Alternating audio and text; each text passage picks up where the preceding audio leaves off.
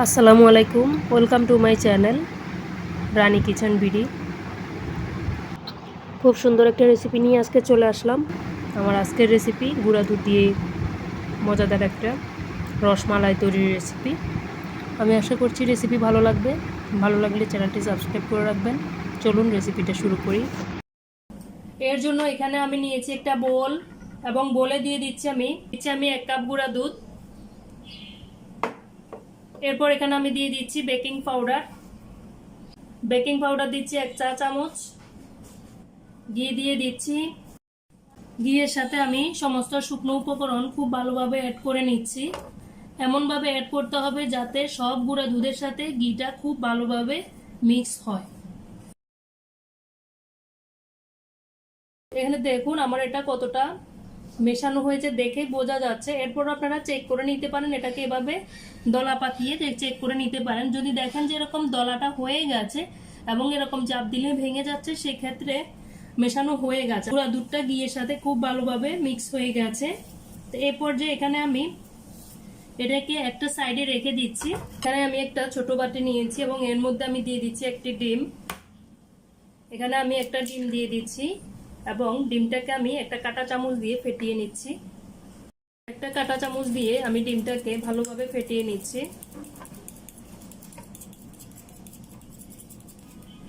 1 minute ধরে এটাকে just একটু ফেটিয়ে নিলেই হবে। আমার এটা ফেটানো হয়ে গেছে। এ পর্যায়ে এটাকে আমি গুঁড়া দুধের সাথে অ্যাড করে দিচ্ছি। অল্প অল্প ডিম দিয়ে ডিমের মিশ্রণটা একটু একটু গুঁড়া দুধে দিয়ে অ্যাড করে দিচ্ছি হাত দিয়ে। এটা অবশ্যই হাত দিয়ে করতে হবে, হাত দিয়ে করার চেষ্টা করবেন। ফেটানো ডিমটা আমি একটু একটু করে দিচ্ছি, গুঁড়া দুধটা অ্যাড করে দিচ্ছি। এরকম করে গুঁড়া দুধটা মোটামুটি আমার এটা অ্যাড করা হয়ে গেছে। খুব ভালোভাবে আমি এটাকে মথে নিচ্ছি। এখানে আমার গুঁড়া দুধের মিশ্রণটা আমার তৈরি হয়ে গেছে। 10 মিনিটের জন্য আমি এটা রেস্টে রাখছি, যাতে এখানে যে বেকিং পাউডার আমি দিয়েছি সেটা একটু অ্যাক্টিভ হয়, সেজন্য 10 মিনিট রেস্টে রাখছি যে কোনো একটা ঢাকনা দিয়ে ঢেকে। তো এখানে আমি 10 মিনিট পর ফিরে এলাম এবং হাতটা একটু পরিষ্কার করে এখানে আমি রসমালার শেপটা দিয়ে দিচ্ছি। এরকম করে আমি রসমালার শেপ দিয়ে দিচ্ছি। এভাবে আমি সবগুলো রসমালার শেপ দিয়ে দিচ্ছি। দেখতে পাচ্ছেন, এমনটা করে সবগুলো রসমালার শেপ দিয়ে দিচ্ছি। দেখুন, এভাবে সবগুলো রসমালার শেপ আমি দিয়ে দিচ্ছি। দর্শক দেখুন, আমার রসমালাগুলো শেপ দেওয়া হয়ে গেছে। রসমালাগুলো আমি শেপ দিয়ে দিয়েছি। এবার চুলায় চলে যাচ্ছি। চুলায় আমি একটা প্যান বসিয়েছি।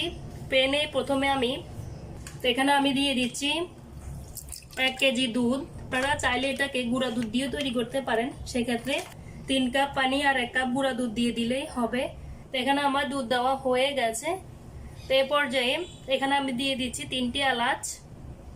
এখানে আমি দিচ্ছি 3টি এলাচ।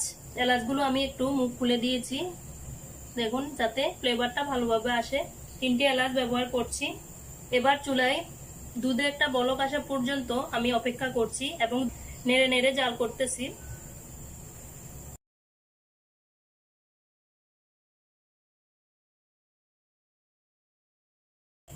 এই পর্যায়ে এখানে আমি দিয়ে দিচ্ছি 1 কাপ চিনি। তো আপনারা স্বাদ বুঝে দিতে পারেন, অনেকেই চিনিটা কম খেতে চান, সেক্ষেত্রে একটু কমিয়ে ব্যবহার করতে পারেন। যার যার পছন্দ মতো চিনিটা দিয়ে দিবেন। চিনিটা দিয়ে আমি এটাকে খুব ভালোভাবে নেড়ে নেড়ে অ্যাড করতেছি দুধের সাথে। এভাবে আমি দুধটাকে জাল করে নিচ্ছি। দুধে আমার 2-3টা বলক এসেছে। আপনারা একটা বলক আসলেও রসমালাগুলো দিয়ে দিতে পারেন। আমার 2-3টা বলক এসে গেছে। এই পর্যায়ে আমি রসমালাগুলো দিয়ে দিচ্ছি।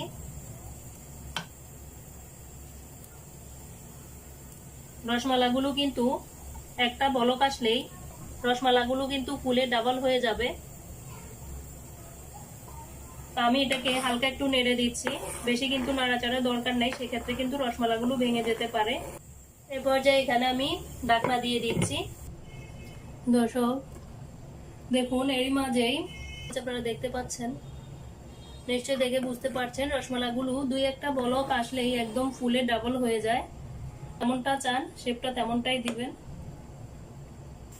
এই পর্যায়ে আমি দেখে নিচ্ছি যে আমার রসমালাইটা কতটা ঘনত্ব হয়েছে। তো আপনারা চাইলে এটাকে আরো ঘন করে নিতে পারেন, আপনাদের পছন্দ মতো এটাকে ঘন করে নিতে পারেন।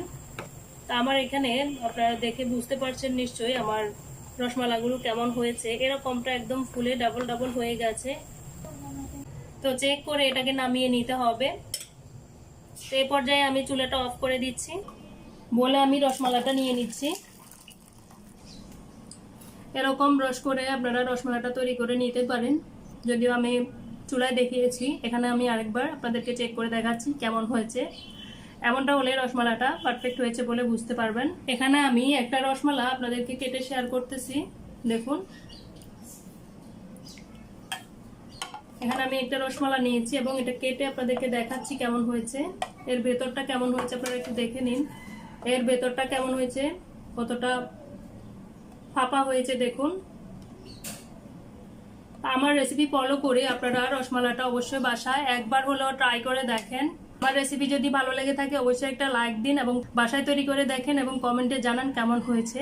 আমার সব রেসিপি যদি ভালো লেগে থাকে চ্যানেলটি অবশ্যই সাবস্ক্রাইব করুন, পাশে থাকা বেল আইকন বাজিয়ে দিন যাতে সবার আগে নোটিফিকেশন আপনাদের কাছে পৌঁছে যায়। আজকে তাহলে এ পর্যন্তই, আল্লাহ হাফেজ।